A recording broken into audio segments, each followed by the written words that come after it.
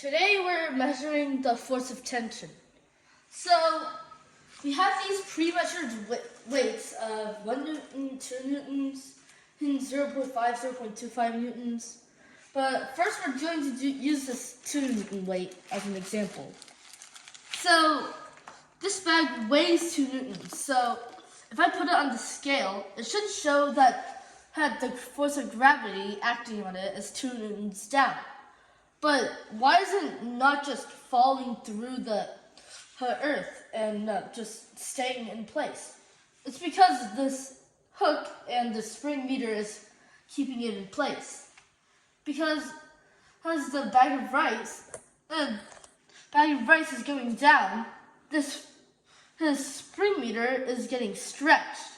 And to prevent it from breaking, it enacts a force of its own. The force of tension, which it pulls upwards until the two forces balance out, which is often calculated as the weight or the amount of displacement. So you can see 2 Newtons of gravity acting down, so there's 2 Newtons of tension acting up, canceling those two forces out.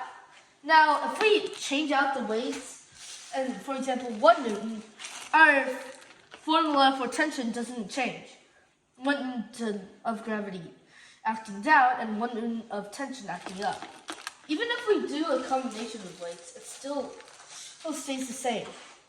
Like, for example, 2 Newtons, for example, our 3.5 Newtons. You can still see that the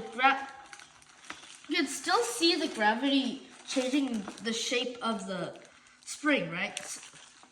It's the spring meter is like this part going down. That's the force of gravity in action. But the fact that it stopped moving after it hits that point shows the force of tension stopping the gravity from pulling everything down. So 3.5 Newtons of gravity acting down and 3.5 Newtons of tension acting up. So